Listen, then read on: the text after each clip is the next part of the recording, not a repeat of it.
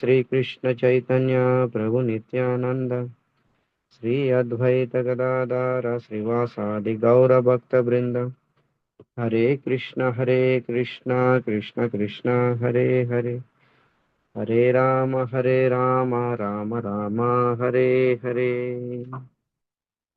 నాతో పాటు అందరూ కూడా చెప్పండి. ఓం నమో భగవతే వాసుదేవాయ. ఓం భగవతే వాసుదేవాయ.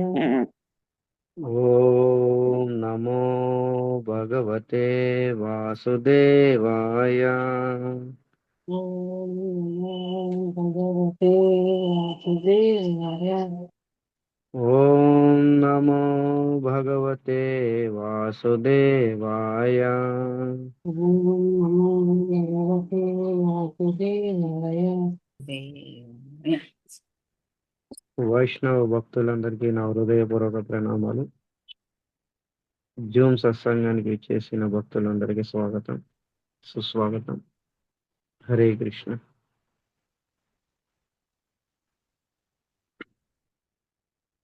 శ్రీమద్ భాగవతం అంతకుముందు మనం అందరం కూడా శ్రవణం చేసుకున్నాం. భాగవతం స్తుతి ఎవరెవరు స్తుతులు చేశారు చాలా ఉంది, ఇంకా మనం చెప్పుకోలేదు, కొద్దిగా బ్రేక్ ఇచ్చాము. స్తుతులు అయిపోయింది, కనీసం 15-20 క్లాసుల వరకు అయ్యాయి భాగవతం స్తుతి మీద. ఇప్పుడు భాగవతం అనుభూతి. ఎవరెవరైతే శ్రీమద్ భాగవతం విన్నారో వాళ్ళ యొక్క అనుభూతి ప్రకటించుకున్నారు అన్నమాట, చెప్పుకున్నారు. ఇది అన్నమాట, చాలా అద్భుతం. ఇది భాగవతం అనుభూతి ఉండాలన్నమాట. ఆ అనుభూతి ఉంటేనే అనుభవంతో శ్రీకృష్ణ భగవానుని ప్రేమించగలరు. ఆ అనుభూతి మనలో కూడా ఉండాలి. ఆ అనుభూతి ఉండాలంటే ఏం చెయ్యాలి అనేది మనం రోజు చెప్పుకుంటూనే ఉంటాము ఈ క్లాసుల ద్వారా. అందుకనే ప్రతి ఒక్కరు కూడా భాగవతం మీద అనుభూతి ఉండాలి, అనుభవం ఉండాలి. అనుభూతి ఉంటేనే మనం శ్రీకృష్ణ భగవాను, ఆ దేవాది దేవుడు శ్రీకృష్ణ భగవాన్ని మనం ప్రేమించగలం అన్నమాట. ఇక అనుభవమే లేకపోతే మనమే ప్రేమిస్తాము? నామం మీద రుచి ఉండదు, భాగవత శ్రవణం మీద రుచి ఉండదు, టోటల్గా భగవంతుని మనం ప్రేమించలేము.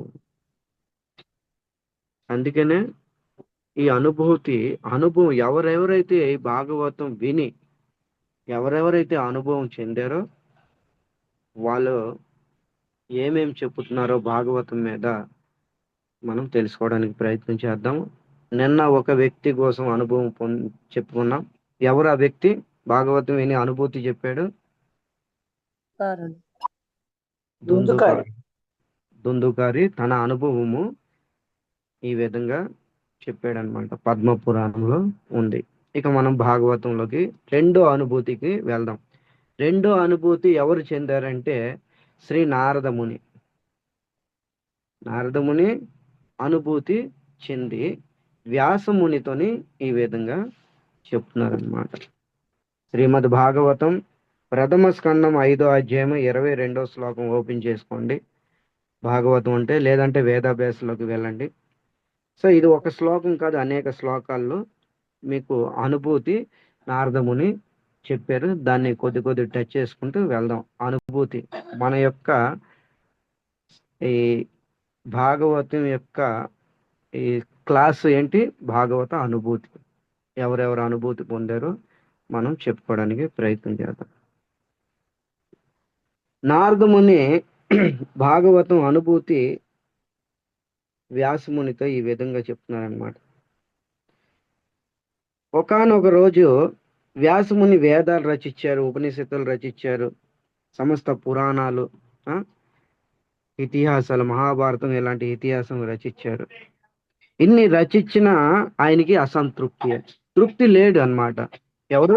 వ్యాసుల వారు తృప్తి లేరు. ఆయనకి అర్థం కావడం లేదు. అప్పుడు వ్యాసమునికి ఒక గురు ఒక వ్యాసముని గురువుని స్వీకరించారనమాట. చూడండి, వ్యాస లాంటి వ్యాసకి గురువు అవసరమైంది. ఇక మన జీవితంలో కూడా గురువు కావాల్సిందే. గురువు లేని విద్య గుట్టితో సమానం అని పూర్వకాలం పెద్దలు చెప్పారు, పుస్తకాల్లోని కూడా రాసి ఉన్నాం అనమాట. సో అందుకనే గురువు అనేది అత్యంత అవసరం అన్నమాట. గురువు అనేది అందరికీ కావాలి. మెటీరియల్ లైఫ్ అవునా, స్పిరిచువల్ లైఫ్ అవుని, గురువు అనేది కావాలి. గురువు లేనిది ఏది కూడా మనం గ్రహించలేము. గురువు లేనిది శూన్యం అన్నమాట. సో వ్యాసమునికి కూడా గురువు అవసరం పడింది. అప్పుడు ఆ గురువు నారదముని రాగా, నారదముని ఈ విధంగా చెప్తున్నారు అనమాట. ఏమని? నువ్వు అన్ని రచించావు వ్యాసముని, ఇతిహాసాలు, పురాణాలు, వేదాలు, అవి ఇవి అన్ని రచించావు, కానీ నిజమైన తత్వం శ్రీమద్ భాగవతం రచించావా? అందుకే నేను నీకు అసంతృప్తి. నారదముని ఈ విధంగా పలికారు అనమాట. ఓకే, తర్వాత ఇక్కడ నారదముని ఈ శ్లోకంలో చెప్తున్నారు. శ్రీమద్ భాగవతం ప్రథమ స్కందం 5వ అధ్యాయం 22వ శ్లోకంలోని, మనం అందరం కూడా సత్కర్మ చేస్తున్నాము. ఈ రోజు మీరు కానీ, నేను కానీ, యావత్ ప్రజలందరూ కానీ, భక్తులు అభక్తులు ఎవరైనా సరే, మనం అందరం కూడా సత్కర్మ చేస్తున్నాం. దీని యొక్క ప్రయోజనం ఏంటి? దీని యొక్క ఉద్దేశం ఏంటి? సత్కర్మ చేస్తున్నాము, దాని యొక్క ప్రయోజనం తెలియాలి లేదా తెలుసుకోవాలి. ఇక్కడ నారదముని చెప్తున్నారు అనమాట జవాబు. మానవులందరూ ఎంతైతే సత్కారం చేస్తున్నారో దాని యొక్క ప్రయోజనము కృష్ణ ప్రేమ. శ్లోకంలో ఉంది, చెప్తాను. శ్లోకం తర్వాత పాడదాము. కృష్ణ ప్రేమ. ఎవరైతే ఎంతమంది అయితే సత్కర్మలు చేస్తున్నారో దాని యొక్క ప్రయోజనము కృష్ణ ప్రేమ. ప్రేమ ఉత్పన్నం అవడానికి సత్కర్మలను చేస్తున్నాము. ఒకవేళ కృష్ణ మీద ప్రేమ అనురాగం ఉత్పన్నం అవ్వలేదు, మనం అర్థం చేసుకోవచ్చు మన సత్కర్మలోని ఏదో తప్పు జరిగింది, లేదా మన సత్కర్మ ఏదో రాంగ్ ఈ విధంగా జరిగిందని మనం తెలుసుకోవచ్చు. సో ఈ విధంగా శ్లోకంలో చెప్తున్నారు. ముందు శ్లోకం పాడదాము, తర్వాత దాని యొక్క భావమార్థం తెలుసుకోవడానికి ప్రయత్నం చేద్దాం. ఇదం హి పుంసా తపసంశ్రుతస్య వా స్వస్తిత్య సూక్ష్య చ బుద్ధిదత్తయే అవిచ్యుతార్థ కవిభిర్నిరూపితో యదుత్తమ శ్లోక గుణానువర్ణనం. యద్హి ఏం చెప్తున్నారు? యద్హి పుంస. పుంస అంటే మానవులు. యద్హి మానవుల కోసం సత్కర్మలు ఎన్నైతే ఉన్నావో ఆ సత్కర్మలు ఇక్కడ లెక్కింపబడుతున్నారు అనమాట, లెక్క పెడుతున్నారు అనమాట. నారదముని చెప్తున్నారు, కౌంటింగ్ చేస్తున్నారు. ఏంటిది? తపస్సు, వేదాధ్యయనము, యజ్ఞము చేయడము, స్వాధ్యాయనము, జ్ఞానము గ్రహించడము, దానము ఇవ్వడము, ఇలాంటి అగిర వగిర సత్కర్మలు. ఓకే, ఎన్నైతే ఈ సత్కర్మలు చేస్తున్నారో ఈ సత్కర్మ యొక్క ఉద్దేశము ఏముండాలి? యదుత్తమ శ్లోకే గుణాను వర్ణనం. చూసారా? శ్లోక ఎంత ప్రభు? ఎంత అద్భుతం. శ్లోక నెంబర్ చెప్పండి ప్రభు. 1.5.22 ప్రథమ స్కందము 5వ అధ్యాయము 22వ శ్లోకం. ఈ సత్కర్మలు ఎన్నైతే మనం చేస్తున్నాం, ఎవరు చేయకుండా ఉండట్లేదు, ఎవరో అందరూ చేస్తున్నారు.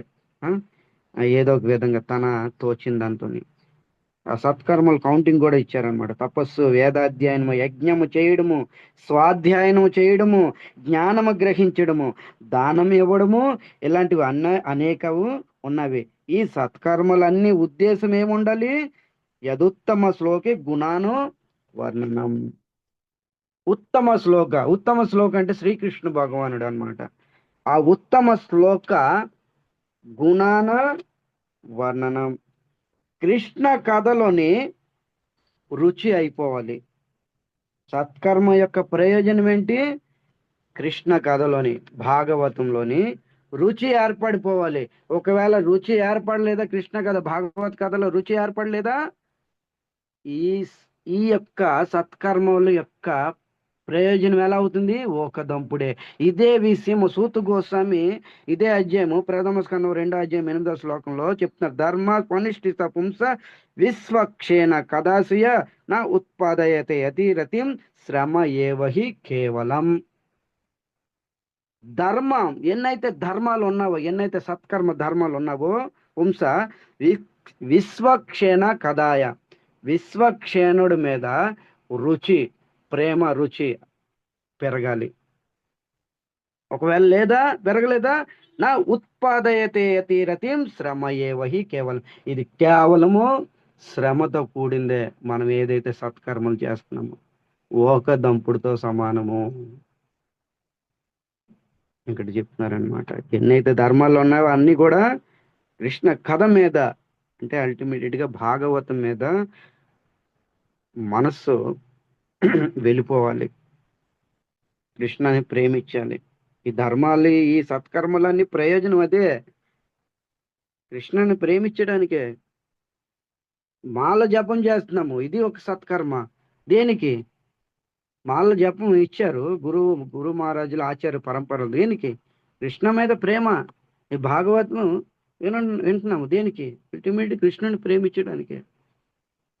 ఏ వ్యాసముని నీ హృదయంలో అసంతృప్తి ఈరోజు ఉంది, ఏ వ్యాసముని నీ హృదయంలో అసంతృప్తి ఉంది, ఎందుకంటే నీవు కృష్ణ కథ రాయలేదు, భాగవతం రచించలేదు. నారదముని భాగవతం అనుభూతి చెప్పడం ప్రారంభించినారనమాట. అహం పూరాతే భవే, నేను పూర్వము ఒక దాసి కుమారుణ్ణి. తండ్రి చిన్నప్పుడే చనిపోయాడు, తల్లి ఒక దాసి. ఇంటింటికి వెళ్ళి వాళ్ళ యొక్క అంట్లు తోమేది, ఇల్లు ఊడ్చేది, ఈ విధంగా దాసి పని నా తల్లి చేసేది. నా తల్లి పనికి వెళ్ళేటప్పుడు నేను చిన్న పిల్లవాడిని, 5 సంవత్సరాల పిల్లవాడిని, నన్ను సాధువుల దగ్గర కూర్చోబెట్టి వెళ్ళిపోయేది. ఒకరోజు సేవ చేస్తుంది అనుకోకుండా నన్ను ఆ సాధువుల దగ్గర కూర్చోబెట్టి తన ఇంటి పని, వంట పని చేస్తుంది అనమాట. ఇక నేను ఆ సాధువుల దగ్గర కూర్చుండిపోయేవాడిను. ఆ సాధువులు చెప్పే సేవ అంతా కూడా నేను భక్తి శ్రద్ధలతో చేసేవాడిని. ఆ సాధువులకి సేవ చేస్తుండగా వాళ్ళు కృష్ణ కథలు నాకు చెప్పేవాళ్ళు. భాగవతం మాధ్యమం ద్వారా కృష్ణ కథలు చెప్పేవారు. నేను శ్రద్ధతో వినేవాడిని. అనుగ్రహేణ, నేను కథ వినేవాడిని. తర్వాత నా మీద వాళ్ళకి అనుగ్రహం ఏర్పడింది. చూసారా, భాగవత కథ వినడంతో ఏమవుతుంది? శుద్ధ భక్తుల ద్వారా అనుగ్రహం అనేది, గురువుల ద్వారా కానీ, వరిష్ఠ వైష్ణవ భక్తుల ద్వారా కానీ, సాధువుల ద్వారా కానీ అనుగ్రహం వస్తుంది. సో ఈ విధంగా అనుగ్రహేణ, నేను కృష్ణ కథ వినేవాడిని. తర్వాత వాళ్ళు నా మీద అనుగ్రహం చూపించారు, ఆశీర్వాదం ఇచ్చారు. నాకు వాళ్ళ ద్వారా ఆశీర్వాదం దొరికింది. చూడండి, కేవలము మనం కథ వినడానికే కాదు, చెప్పే వాళ్ళ ద్వారా అనుగ్రహం కూడా మనం పొందాలి. ఇది మనకి సిద్ధాంతం స్థాపితం అవుతుంది. అనుగ్రహం లేదనుకోండి, వాళ్ళ ద్వారా మనం భాగవతం నేర్చుకున్నాం అనుకోండి, జస్ట్ ఏమవుతుంది? Information, knowledge. నేను ఆయన దగ్గర విన్నాను, నేను ఇంకొకరికి అంటించేస్తాను, ఇంకొకరు పాస్ చేస్తాను.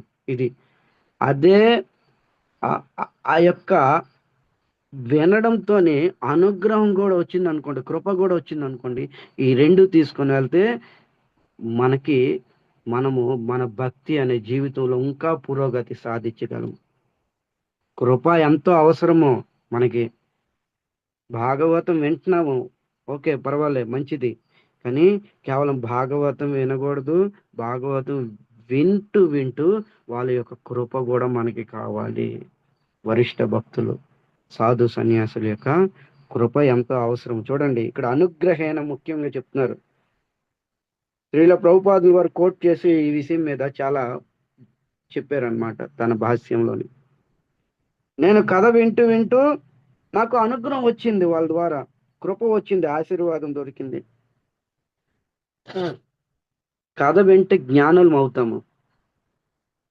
కానీ అనుగ్రహం అంటే కృష్ణ ప్రేమికులం అవుతాము. ఇది డిఫరెన్స్. చూడండి, కథ వింటే కేవలం జ్ఞానులం అవుతాము.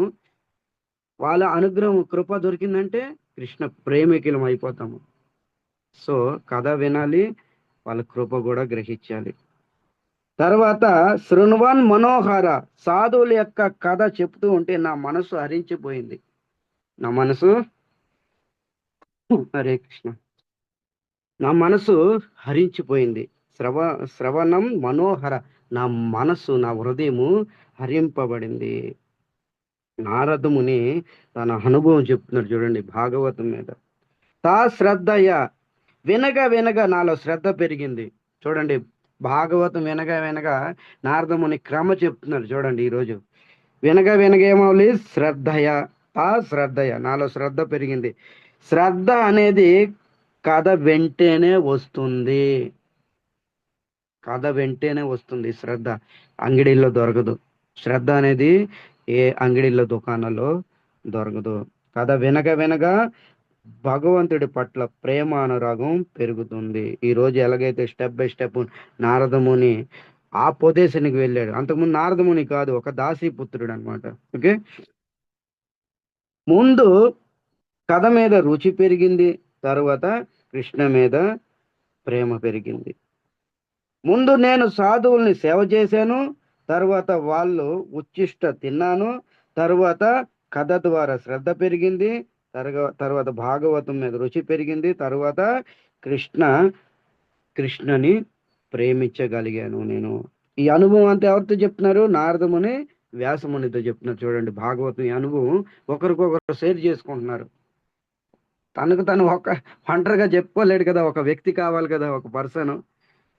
వ్యాసముని, నువ్వు ఇన్ని పురాణాలు రచించా, భాగవతం రచించలేదు.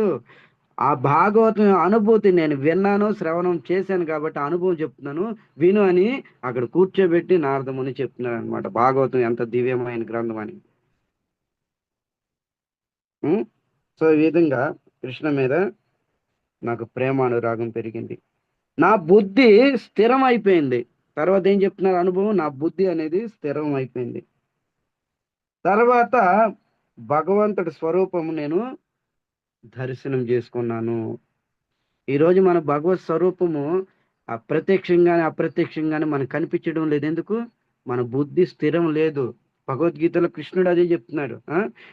బహుశాఖానంతస్య బుద్ధయో, మన బుద్ధి బహుశాఖలుగా విభజన చేస్తున్నాము. ఒక్క దాని మీద కూడా స్థిరంగా ఉండట్లేదు. ఒక దాని మీద ఉండాలి. మన బుద్ధి అనేది ఒక స్థానం మీద స్థిరపడిపోవాలంతే. ఇంకా కదలకూడదు. ప్రళయం వచ్చిన పిడుగుపడిన కదలకూడదు. ఇది అనుభూతి చెప్తున్నారు అనమాట. వినగా ముందు చాతుర్మాసంలో సాధువులకు సేవ చేశాడు, వాళ్ళ ద్వారా కథ విన్నాడు, వాళ్ళు ఉచ్చిష్ట తిన్నాడు, శ్రద్ధ పెరిగింది, తర్వాత భాగవతం మీద రుచి పెరిగింది, తర్వాత కృష్ణ మీద ప్రేమానురాగం పెరిగిన తర్వాత నా బుద్ధి స్థిరం అయిపోయింది. ఒక దాని మీద స్థిరం అయిపోయింది. అస్థిర బుద్ధితోని మాయని అర్థం చేసుకున్నాను. ఆ స్థిర బుద్ధితోనే మాయని అర్థం చేసుకోగలము. ఇవన్నీ శ్లోకాల్లో ఉన్నాయి. మీకు జస్ట్ అనువాదంగా చెప్తున్నాను చూడండి. ఇవన్నీ శ్లోకాల్లో ఉన్నవి. మీరు కావాలంటే తర్వాత ఎప్పుడైనా చదువుకోవచ్చు. స్థిర బుద్ధితోనే మాయని అర్థం చేసుకోగలము. ఆ మాయకి స్వామి అయిన శ్రీకృష్ణుని అర్థం చేసుకోగలము. అస్థిర బుద్ధితో ఏది కూడా మనం అర్థం చేసుకోలేము. మాయని అర్థం చేసుకోలేము, మా యొక్క స్వామి భగవంతుని కూడా అర్థం చేసుకోలేము. ఈరోజు తన అనుభూతి చెప్తున్నాడు చూడండి. చాలా పెద్ద అనుభూతి ఇది. ముందు భాగవతం వినగా నా బుద్ధి స్థిరం అయిపోయింది. ఆ స్థిర బుద్ధితోని మాయని అర్థం చేసుకున్నాను, భగవంతుడి స్వరూపాన్ని కూడా దర్శనం చేసుకున్నాను. ఇలా చేస్తూ నేను భగవంతుడికి భక్తుడిని అయిపోయాను. భక్తుడిని అయిపోయాను. ఇంత తొందరగా సాధువుల యొక్క కృప ఎలా వచ్చింది నారదమునికి? వ్యాసముని గాని ప్రశ్నించాడు అనుకోండి నారదమునిని, లేదా నారదమునిని మనమే ప్రశ్నించాం అనుకోండి, ఏ నారదముని ఇంత తొందరగా మీకు ఎలా దొరికింది కృప? మనము కూడా సేవ చేస్తున్నాం కదా, సాధువులు ఉచ్చిష్ట తింటున్నాం, సాధువులు సేవ చేస్తున్నాం, సాధు సాంగత్యం మనకెందుకు దొరకట్లేదు మరి? ఆ దాసి పుత్రుడైన ఆ పిల్లవాడికి ఎంత తొందరగా దొరికింది? దానికి కారణం చెప్తున్నారనమాట. 29వ శ్లోకంలోని 5వ అధ్యాయం 29వ శ్లోకం చెప్తున్నారు, నాలో కొన్ని మంచి గుణాలు ఇమిడి ఉన్నవి. చూడండి, ఇది ఇంపార్టెంట్. నాలో కొన్ని మంచి గుణాలు ఇమిడి ఉన్నవి. నాలో ఏంట గుణము? వినమ్రత ఉంది, వినయము. మొట్టమొదటి గుణం ఉండాలి ఒక సాధక భక్తులకి, లేదా సన్యాసుల స్థితిలోకి వెళ్ళిపోయిన, పరిపక్వత చెందిన స్థితిలో, ప్రేమాభావంలోకి వెళ్ళిపోయిన, సాధన స్థితి నుంచి ప్రేమ స్థితికి వెళ్ళిపోయిన ఈ వినమ్రత అనేది వదలకూడదు, ఎక్కడ మర్చిపోకూడదు, మనం పట్టుకొనే ఉండాలి ఈ వినమ్రతని. నారదముని ఏం చెప్తున్నారు? నాలో వినమ్రత ఉంది. తర్వాత అనురాగం కలిగి ఉన్నాను నేను. అనురాగం మహాప్రభు కూడా చెప్తున్నారు, జీవే దయ నామే రుచి. అందరి పట్ల దయ కలిగి ఉండాలి, అప్పుడే భగవంతుడి పట్ల ప్రేమించగలను. నువ్వు ఒక సాధారణ వ్యక్తిని నువ్వు ప్రేమించకపోతే ఇక భగవంతుడు నువ్వేం ప్రేమిస్తావు? అందుకని ఇక్కడ ఏం చెప్తున్నా? అనురాగం కలిగి ఉన్నాను నేను. తర్వాత శ్రద్ధ ఉంది. నారదమునిలో ఏముంది? శ్రద్ధ ఉంది. ఇది కూడా మనం దీనికి వంచకూడదు. శ్రద్ధ అనేది చాలా ముఖ్యము. శ్రద్ధ అనేది చాలా చాలా ముఖ్యము. ఏ పని అయినా, మెటీరియల్ పని అయినా, స్పిరిచువల్ అయినా, ఏదైనా శ్రద్ధ ఉండాలి. శ్రద్ధ ఉంటేనే ఆ కార్యం అనేది సక్సెస్ఫుల్ అవుతుంది. శ్రద్ధగా మీరు వండండి, ఆ వంట ఎంతో రుచిగా ఉంటుంది. శ్రద్ధగా మీరు మెటీరియల్ లైఫ్లో మీరు డిగ్రీ చదవండి, మంచి మార్కులు వస్తాయి. దాని యొక్క ఫలితం శ్రద్ధ పైననే. అలాగే శ్రద్ధతోనే మనం భక్తి చేస్తే దాని యొక్క రిజల్ట్ ఇంకా కోటి రెట్లు వస్తుంది. నారదముని తన అనుభవం చెప్తున్నారు చూడండి. భాగవతం వినడం ద్వారా ఎంత పని జరిగేవి, చమత్కారాలు, మిరాకిల్. నాలో వినమ్రత ఉంది, అనురాగం ఉంది, శ్రద్ధ. తర్వాత నేను జితేంద్రుని అయ్యాను, అంటే నా ఇంద్రియాలను నేను జయించాను. నారదముని ఇంద్రియాలు జయించాను, మనం జితేంద్రియాలు కాదు. జితేంద్రియం అవ్వలేకపోతున్నాం మనం, ఇంద్రియాలకి అతీతులం అయ్యావు మనం. ఇంద్రియాలకి అతీతులం కాదు, ఇంద్రియాలకి బానిసలం అవుతున్నాం మనం. నేను కథ వినేటప్పుడు నిద్రపోయేవాడిని కాదు, ఇది కూడా మంచిది కాదు. నారదముని తన అనుభవం చెప్తున్నారు అనమాట. ఈ గుణాలు చూసి నా మీద అనుగ్రహము కలిగింది ఆ సాధు సన్యాసులు. ఈ విధంగా 4 నెలలు చాతుర్మాసం 4 నెలలు అంటే చాతుర్మాసం, ఇదే సమయము. ఏమో అనుకోకుండా ఈ చాతుర్మాసంలో భగవంతుడి సంకల్పము, యోగము, మరి ఈ యొక్క భాగవతం అనుభూతి చెప్పాలని నాకు కోరిక కలిగింది. మరి ఇదే టాపిక్ వచ్చింది చూడండి.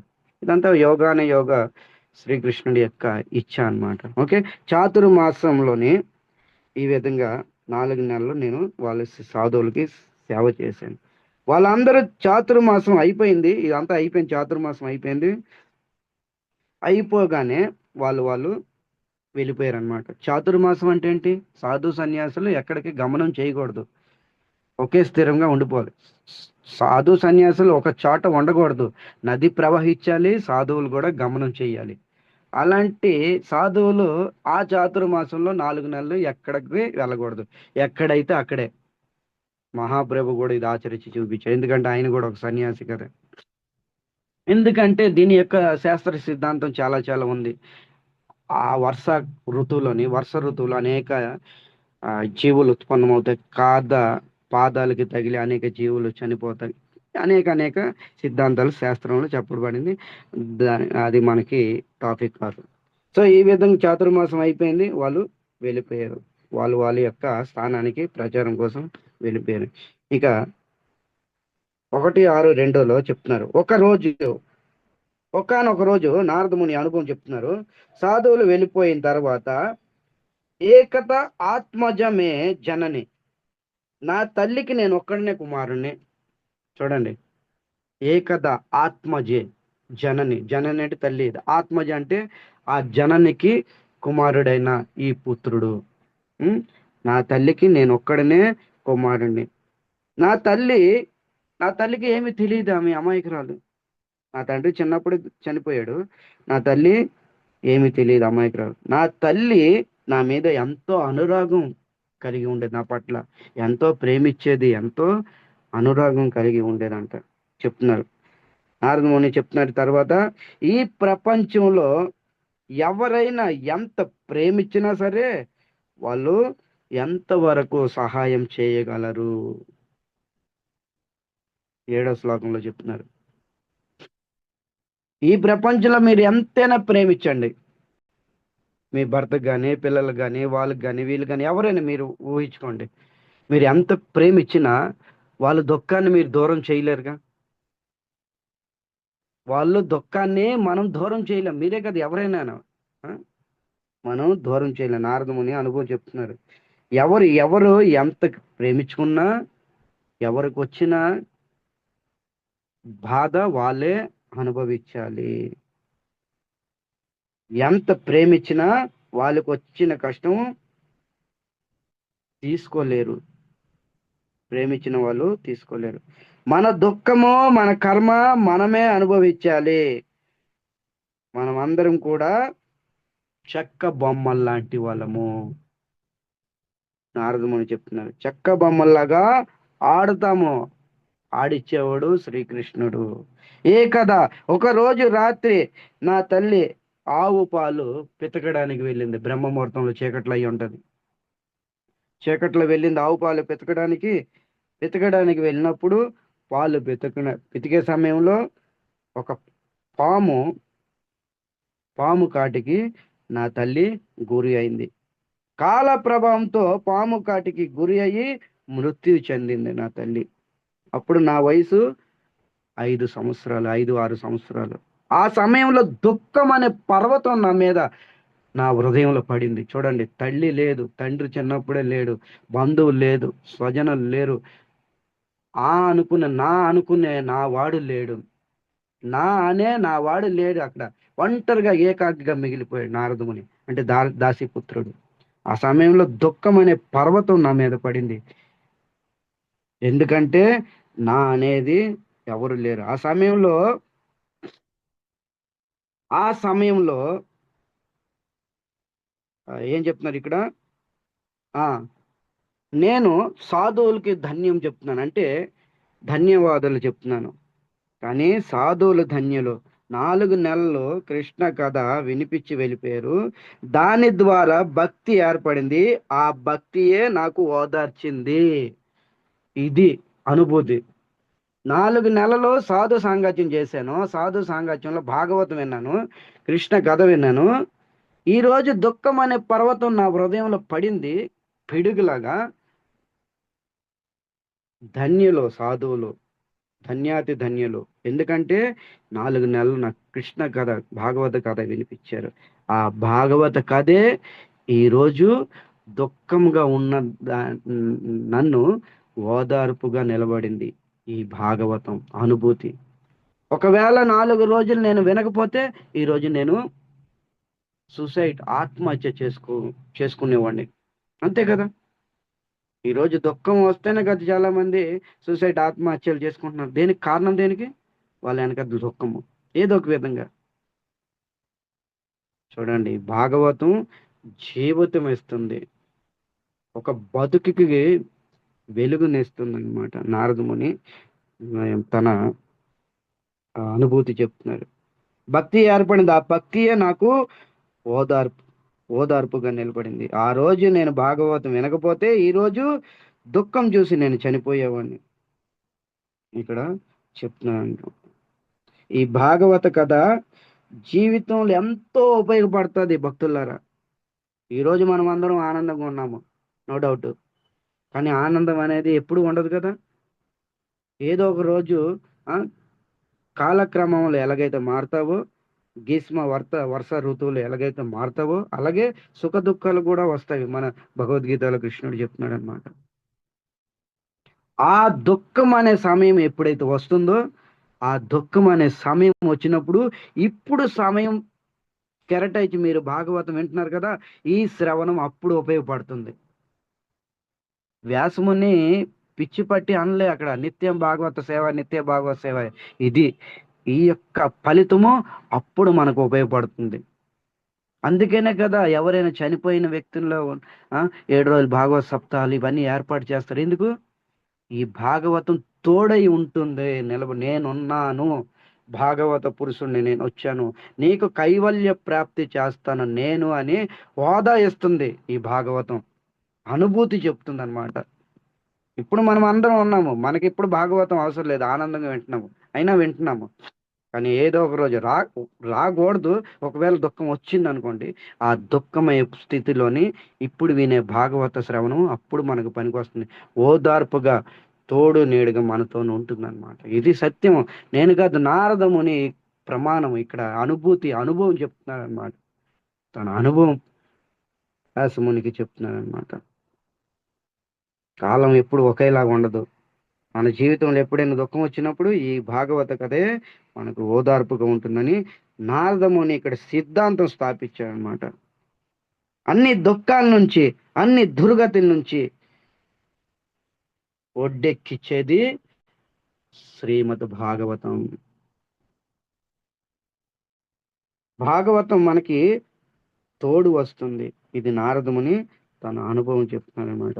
ఏ వ్యాసముని నా జీవితంలో ఎంతో ఎంతో దుఃఖం వచ్చింది, అప్పుడు నేను దిగులు చెందలేదు.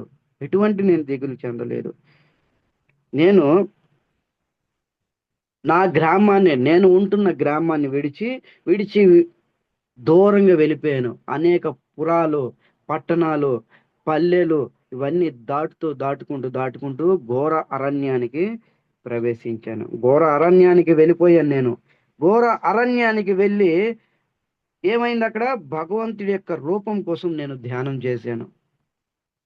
భగవంతుడి యొక్క రూపం కోసం ధ్యానం చేశాను.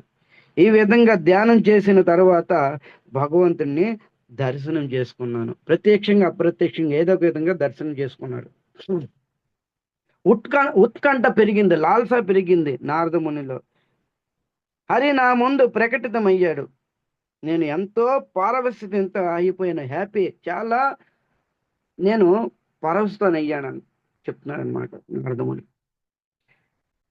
నాట్యం చేశాను, ఏడుస్తున్నాను, ఆనందంతో చిందులేశాను. కానీ ఆ భగవంతుడు నన్ను విడిచి వెంటనే వెళ్ళిపోయాడు. నేను వెతుకుతున్నాను, ఎక్కడ ఈ ఆనంద నిధుడు ఎక్కడ, ఆనంద కృష్ణుడు ఎక్కడ? విరహంతో ప్రాణం పోయేటప్పటికి అదే భగవంతుడు ఆకాశవాణి శబ్దాన్ని ప్రయోగించాడు. నా హృదయంలో కామవాసన ఉంది అని గుర్తుకు తెచ్చాడు అనమాట. చెప్తున్నా నారదముని, ఏ నారదముని, నేను ఎందుకంటే అదృశ్యం అయిపోయాను, నువ్వు ఇంకా పరిపక్వత చెందలే, నువ్వు ఇంకా సాధనలో ఉన్నావు, సాధక స్థితిలో ఉన్నావు, ఇంకా ఏదో ఒక మూల కామవాసన ఉండిపోయింది. నన్ను పొందాలంటే నీవు ఇంకా శుద్ధ భక్తి చెయ్యాలి అని ఆకాశవాణిగా పలికి వెళ్ళిపోయాడు. నేను భక్తి చేస్తూ నాకు మృత్యు అనేది వచ్చింది. రెండో జన్మ నారదమునిగా జన్మించాను. ఇక నారదముని అనుభవం ఈ విధంగా వ్యాసమునికి చెప్తున్నాను అన్నమాట. ఇక నారదముని అనుభవంతో మనం ఏం నేర్చుకోవాలి? ఈ భగవంతుడు రావడం, ఆనందం అవ్వడం, మళ్ళా క్షణకాలంలో ఈ ఆనందం దూరం చేసి మళ్ళా ఆ నారదముని లాగా దుఃఖితుడు అవడం. దీని నుంచి మనం ఏం నేర్చుకోవాలంటే సిద్ధాంతం చూడండి. స్టార్టింగ్ భక్తులు కొత్తగా కృష్ణ చైతన్యంలోకి వచ్చినప్పుడు చాలా ఆనందంగా ఫీల్ అవుతారు. అందరూ కూడా, అందరికి అనుభూతే. స్టార్టింగ్ వచ్చేటప్పుడు చాలా ఆనందం, చాలా ఎక్కడ లేనంత ఆనందం హృదయంలో పొంగుతూ ఉంటుంది అనమాట. మన జీవితంలో కూడా అంతే. భక్తి ప్రారంభంలోనే ఆనందము, లాస్ట్ స్టేజ్లో అనేది కూడా ఆనందం, మధ్యలోనే కొద్ది దుఃఖం వస్తుంది. ఎలాగైతే నారదముని అనుభవం. అంటే మనం ఇంకా సాధక భక్తులము, మనం అందరము సాధన స్థితిలో ఉన్నాము. భక్తి ప్రారంభంలో భగవద్ దర్శనం ఉంటుంది, ప్రత్యక్షంగానే అప్రత్యక్షంగానే. చూడండి, దర్శనం అంటే డైరెక్ట్ కృష్ణుడు మనకు దర్శనం ఇవ్వడం అది కాదు. ప్రత్యక్షంగానే అప్రత్యక్షంగానే ఏదో ఒక రకంగా ప్రారంభంలో అనుభూతి పొందుతారు. ఆ అనుభూతి యొక్క స్వరూపమే ఆనందం అన్నమాట. ఆనందం వస్తుంది భక్తి ప్రారంభంలో. తర్వాత అంతిమంలో కూడాను ఈ ఆనందం క్షణకాలం వెంటనే పోతుంది, దూరం అయిపోతుంది, కృష్ణుడు దూరం చేస్తాడు. ఎందుకంటే ఇంకా మనం పరిపక్వత చెందలేదు. పరిపక్వత చెందడానికి మనం ఇంకా తపస్సు చెయ్యాలి, ఇంకా ఇంకా వినాలి భాగవతం, ఇంకా ఇంకా శ్రద్ధ పెరుగుతుంది. ఈ భాగవతం వినిన తర్వాత అల్టిమేట్గా కృష్ణని మనం ప్రేమించగలం. మనం అందరం సాధక భక్తులము.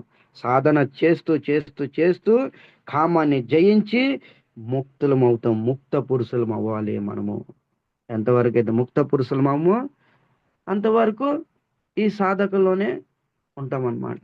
ఎలాగైతే నారదముని క్షణకాలంలాగా దర్శనమైంది, అనుభూతి పొందాడు, అదే ఆనందం అలా తీసాడు. ఎందుకు? ఇంకా పరిపక్వత చెందలే.